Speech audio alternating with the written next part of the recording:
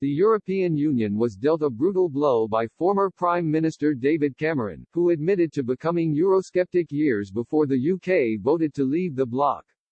Mr. Cameron's premiership in Number 10 was brought to an abrupt end by the EU referendum, which he called in 2016.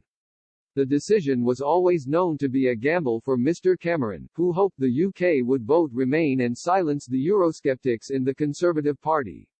He threw his weight behind the Remain campaign, warning the UK and its voters that Brexit would cost jobs for the British economy. Just days before the vote, he said, "I believe, very deeply, from my years of experience, that we'll be stronger, we'll be safer, we'll be better off inside Europe. If we leave, that's a risk to jobs, a risk to families, a risk to our children's future, and there's no going back. So, this Thursday, remember who we are as a nation, remember how far we've come, and how much more we can achieve. And, for you, for your family, for the future of our country, vote Remain." His last-minute plea was ultimately in vain as the UK opted to leave the EU on June 23, 2016, and Mr. Cameron resigned a day later. While he was a big backer of the European project, Mr. Cameron wasn't shy of a clash with Brussels. In fact, in 2010 the Daily Telegraph reported that Mr. Cameron declared he was a Eurosceptic, a surprising claim from the usually pro-Europe politician.